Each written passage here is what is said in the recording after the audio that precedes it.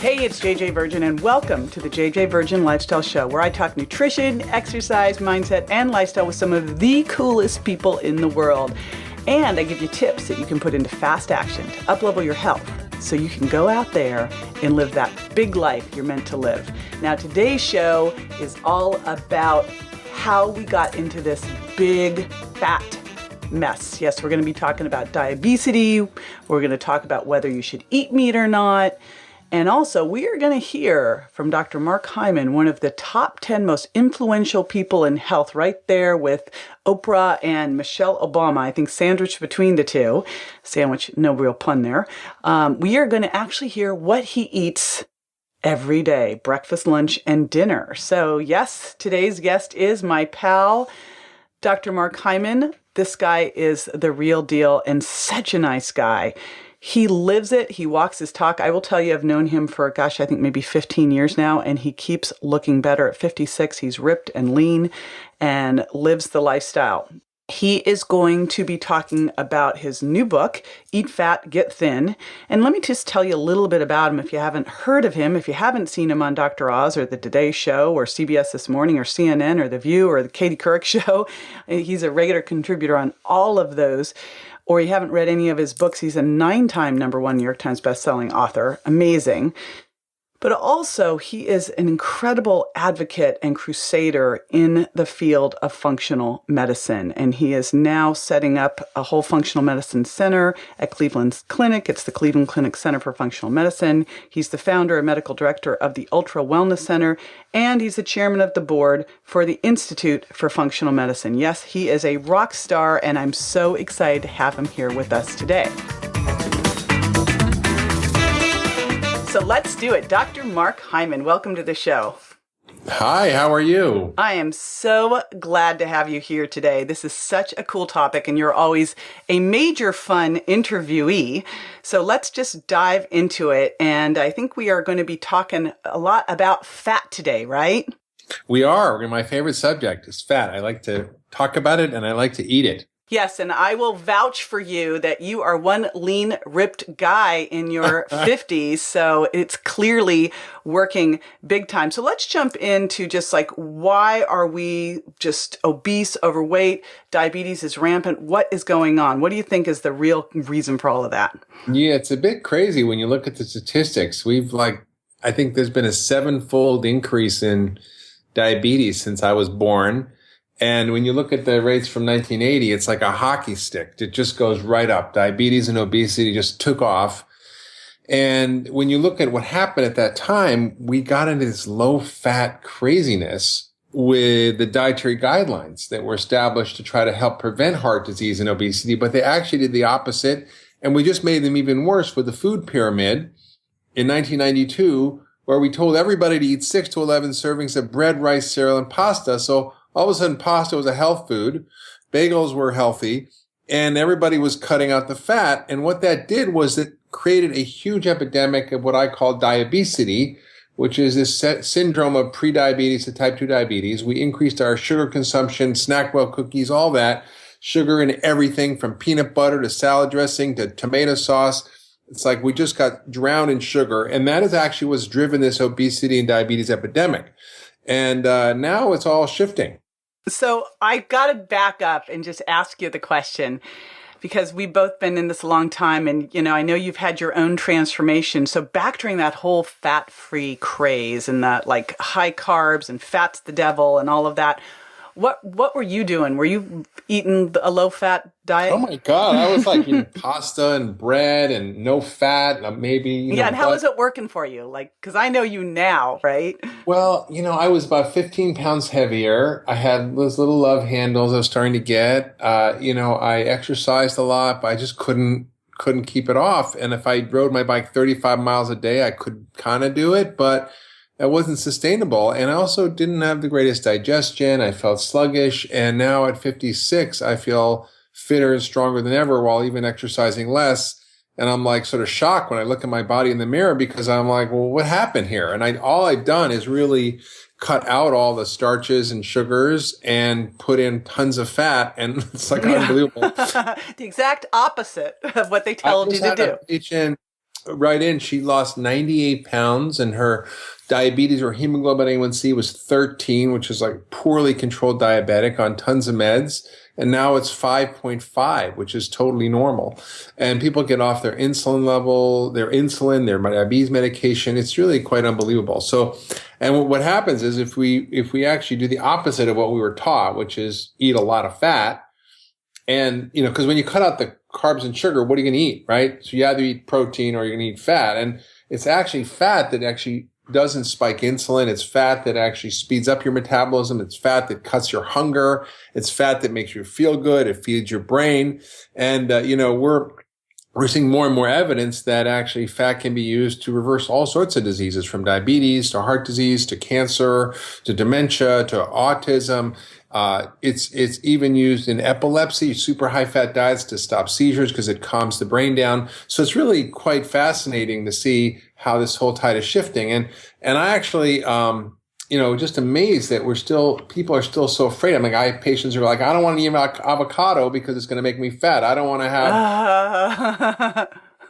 It is so amazing that one just will not die. I have my boyfriend. I put him on, dropped his carbs a little bit, upped his fat a bunch, and the guy can't keep weight on now. Every morning we have to have a weigh-in to make sure he hasn't lost too much weight. And the cool thing about eating fats is they're so I mean, they're delicious. They're satiating, right? So you're not hungry. They make you feel good. So let's talk about, because it's not just about eating fat. Certainly, it's really about eating the right types of fat. So enlighten us on your favorite fats, which ones you should be eating, which ones you should run from. Yeah, well, I think I call it the evil, the bad, and the good, right? The evil everybody agrees on. Those are trans fats. They should just not be part of a human diet or any living thing. It's margarine, shortening. It's basically 20% of our calories are soybean oil, and most of that's hydrogenated fats, although it's starting to shift because the FDA has finally declared it is not safe to eat. So that's good, but it's still in the food supply, so be careful.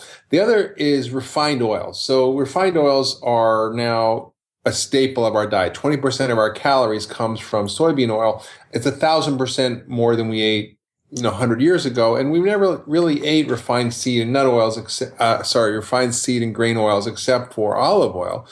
And that's a traditional oil, but most of these other oils like canola oil, soybean oil, safflower oil, sunflower oil, these are often extracted with high heat temperatures using solvents. And we eat far greater quantities than we ever did, and lower amounts of omega-3 fats, which are super essential and anti-inflammatory, that come from fish. And so this balance is off, and it creates a lot of inflammation in the body. So I recommend people get their omega-6 oils from the food they eat, from nuts and seeds, directly even from eating chicken or beef, you'll get actually omega-6 fats. And then I recommend people use olive oil, coconut oil, which actually is saturated fat, but that's okay. Grass-fed butter. We all thought saturated fat was bad, but there was a review of 72 studies, 600,000 people. They could find no link between saturated fat and heart disease. So I think we've sort of overblown that story as well. I even met with the head of cardiology at Cleveland Clinic. I was a little sheepish because I was like, well, I'm publishing this new book. It's called Eat Fat, Get Thin. I just want to kind of give you a heads up. I know we work in the same center. I just want to be respectful. And he's like, hey, Mark, listen, I think we got the whole story wrong on fat. And I even think we got the story wrong on saturated fat. And I was sort of in shock. My mouth was hanging open. And he just wrote an editorial in the Annals of Internal Medicine, really trying to take apart this whole myth that fat is bad, even saturated fat. So I think if we were eating saturated fat in the context of a high sugar, high carb diet, it's bad news. But if you cut out the carbs and sugar and get your carbs from vegetables and get your carbs from, the nuts and all the traditional foods that we can eat, you really will do a lot better. So let's talk about, because you've brought up meat, and since we're just going to go busting myths here, so we've talked fat and which fats are really great to have, and gosh, the fact that now you've got the cardiologist over at Cleveland writing articles about it, and I really credit you for being the person to stand up out there and say a lot of this stuff and get beaten up. So thank you for doing that and clearing up a lot of this stuff. So let's take on meat and what to do about meat, because it's still another one that you hear too is, I don't eat any meat. So meat, yes, no, where are you at with that? Well, it's a really great question, and it's a very religious subject. I think there's so much belief about it, one way or the other. And for the book, Eat Fat, Get Thin, I did a ton of research on meat because I really wanted to know for myself what the answer was. And I wrote 8,000 words on meat in the book. So I cover this in great detail. There's the ethical issues, there's the environmental issues, and then there's the health issues. So from the ethical issues, if you're a Buddhist and you don't want to eat meat because you don't want to harm anything because it could have been your mother in your last life or might be your mother in your next life, I have no problem with that. If you're looking at environmental issues, yes, factory farming of animals is extremely detrimental to the environment and promotes climate change, degradation of our waters through river and lake and ocean contamination from pesticides and fertilizers. It creates dead zones. It depletes our aquifers. It depletes our soil and on and on. So I think from an environmental point of view, eating factory farm meat is a bad idea. Then there's a question of, does it actually hurt your health or benefit your health? And then you have the whole vegan kind of paleo debate. And I think, there's arguments for both sides. The truth is that I think no one's really done a great study comparing an ideal diet of someone who's eating meat versus an ideal diet of someone who's a vegan. And I think most of the meat studies that show risk have to do with meat eaters who are eating garbage. If you look at the studies where they do the population studies, they find that meat eaters have a high risk of heart attacks, but they also eat 800 more calories a day. They smoke more, they drink more, they exercise less, they eat less fruits and vegetables, more sugar and fried foods, and don't take any vitamins. Of course, they're going to have more heart attacks. And when you look at studies where they compared like meat eaters who actually shopped at a health food store versus vegans who shopped at a health food store, there was no difference because the meat eaters ate a healthy diet and some meat, right? They had mostly vegetables and plant foods and no processed foods, a little sugar, and they had some grass-fed meat. Probably not an issue. So I think we still need more research, but I do think that meat should be, downsized. We should have it be a condiment. I call it condomeat, but that it can be part of a healthy diet. And I think that the research is complicated on it. I think we need more, but I think my conclusion from reading all the research is that actually it's okay. Right, but the right type of meat. And I agree. It makes me crazy when they sit there and bash meat and they're looking at these factory cows shoved full of corn and soy and it's just ridiculous. You can't compare. That's not comparing apples to apples. Yeah, so right, exactly. So it has to be, it's quality over quantity and it's the right kinds of meat. And I think ideally, it's a little more expensive, but you can just have less of it. Luckily now it's so much more readily available. So that's the thing. And of course we should always be eating loads of vegetables and starting there. And that brings me to what everyone wants to know is, what are you eating? So let's walk through a typical day in Mark's life. You get up and what do you start with? So what I often have is I've kind of alternate because I'm busy. I alternate between two breakfasts. One is what I call a fat shake, which is essentially nuts and seeds and coconut butter and almond butter. So I use hemp seeds, chia seeds, pumpkin seeds, walnuts, almond butter, coconut butter with berries like wild blueberries and maybe some coconut milk. And I blend it all up and it's full of fat and protein and antioxidants. It's a great way to start the day. Sometimes I'll have some, pasture raised eggs, not pasteurized, but eggs raised on a pasture, with a side of spinach or greens and an avocado poured with olive oil on top of that to get extra fat. And that's Did you hear that, everybody? You did olive oil on top to get extra fat. So I put fat on fat on fat, right? Eggs and avocados and olive oil. And it's a fat. And then, dinner is varied, but for example, I had a lamb chop the other night with a grass-fed lamb chop with a huge plate of asparagus and half a sweet potato. That was my dinner.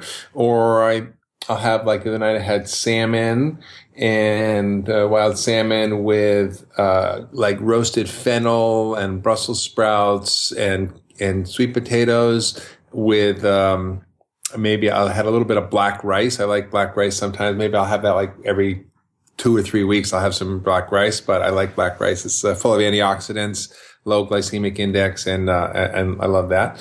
And I had a little miso tahini sauce on it. That was my dinner the other night. What's most impressive here that people don't know is you're actually making this yourself, that you're an Oh yeah. awesome chef too. Just to top it all off is to be like superhuman man. Well, that's the thing. Like people think it takes a long time, but I'm super busy and I have like 3 jobs and have 2 medical centers and And a like lot of right, kids around, just a lot of stuff yeah, a going lot on. of kids. And I don't have a ton of time, so I've learned how to make really simple food and it's delicious and it doesn't take a long time. And I think it's really a skill. So people say, well, I don't know how to fly a plane. Well, yeah, of course, that's a complicated skill. It takes a long time to learn, but like driving a car is not that hard. Most people can learn to drive a car pretty quickly. It's like that. It takes time. You need to know how to do it, but you have to get focused on learning that skill because cooking is the most important skill you need to actually take care of your body. And if you have a body, you need to learn how to cook, or you need to find someone who can cook for you, or marry someone who's going to cook for you. It's such an easy one to learn, though, and can be fun. So definitely one that I've done some videos with you, which are just incredible. You showed us how easy it is to do simple things and how to put your morning together in a little mason glass and use a little handheld blender. So I know on your website you've got a lot of those resources. But what I really want to hear about is you've got a new book out, which I just love the title, Eat Fat, Get Thin. Awesome. Maybe that'll start getting people to realize that is the case. So tell us a little bit about the book. Well, this book, I read a lot about sugar and carbs, and I realized, well, people are confused about fat. I'm not telling them not to eat sugar. What are they going to eat? And I realized that I didn't really talk about fat, and no one's really tackled this. And it's been slowly building over years that we now realize that fat is the answer to so many of our health issues. And for the first time since the dietary guidelines were established in 1980, the 2015 dietary guidelines completely eliminated any restriction on dietary fat. They even eliminated restriction on dietary cholesterol. And so the book is a journey through the history of like how we got in this trouble, why we got here, how are we going to get out of it, and then through all the murky science that people are confused about. Like you said, well, what about omega-6 fats? Well, what about saturated fat? What about meat? What should I eat? People just don't know. So what I did was not only go through the 500 references, go through all the science, but actually create a very simple 21-day plan for people to follow to help them actually recharge their metabolism and use fat to actually make their food taste good and feel good at the same time. Awesome. And I love that because you make such simple programs that are easy to follow. And I know your patients have had incredible results. So I'm going to just advise everyone, this is one absolutely for your library, is Eat Fat, Get Thin, and also to go to your website for the book, which is eatfatgetthin.com. And I love talking to you, Mark. You're just awesome. You're always full of new information. I always get something out of it every time I talk to you, even though we've been talking together for, decade plus. So you just stay up on all of the latest research, and then you're out there getting it out to the world in simple bite-sized pieces. So I thank you so much for that. And again, it's Eat Fat, Get Thin. Get the book, eatfatgetthin.com. And after the break, I'm going to be answering a listener's question, so stay with me. When it comes to dairy-free delights, JJ chooses So Delicious Dairy-Free. With so many delicious dairy-free beverages, desserts, and toppings, creamers, and more, you might wonder how you lived without it. In fact, JJ recommends using So Delicious unsweetened cocoa milk in your Virgin Diet Shake. Or try So Delicious coconut milk ice cream for a delicious low-sugar impact win you and your family will love. If you want delicious dairy-free options, visit www.sodeliciousdairyfree.com today and explore life's delicious possibilities. Visit www.sodeliciousdairyfree.com. Welcome back. This is the time where I answer a listener's question, and today's question comes from Natalie. Hi, I would like to know what you're supposed to do when you're sick, when you have a cold or a stomach flu. What am I supposed to eat? Because, of course, I don't feel like eating beef or veggies or whatever. I just, right now, I eat processed soup with toast, banana to keep me from having diarrhea, stuff like that. So what are we supposed to do when we're sick? We're just going with everything that we're supposed to eat, like Gatorade and Jell-O and stuff like that to keep us hydrated. And when we're getting better, then we go back to doing a cycle 1 and a cycle 2 to get back in business? Or what are we supposed to do? I'd really like to know. Thank you. All right, Natalie, so here's the deal. The most important thing you can do when you're sick besides rest is eat correctly. Because those comfort foods, and I'm saying that if you could see me right now, I've just put little parentheses around the comfort foods, those actually can make you worse because most of those are high in sugar, right? They're sugar or starch, and starch is turning into sugar, and sugar can actually compete with vitamin C to enter the cells, and sugar can lower the immune system, the very thing that you're trying to pump up to fight off the sickness. So what I want you to think of instead is I want you to create your own new comfort foods. We're going to do a reframe on this. And I'll tell you what, the best way to do a comfort food is to get out a crock pot and throw in either some organic chicken or veggie broth, throw in some wild rice. It's a grass, not a grain. Throw in some lentils or some butternut squash, a little bit of a chicken. You can make a really rich, satisfying soup or stew. I like to call it a stoop. Ultimate comfort food. And you know what? Whether you're sick or not, this is one of the best things you can do. And if I were going to really help get you super healthy, super fast, I'd start that soup with some bone broth. And I want to refer you back over to my girlfriend, Dr. Kellyanne's bone broth diet here. Bone broth is great for that. So get the bone broth in. Remember, we just talked with Dr. Mark Hyman, and loads of great veggies in there. Get some healthy fats in there.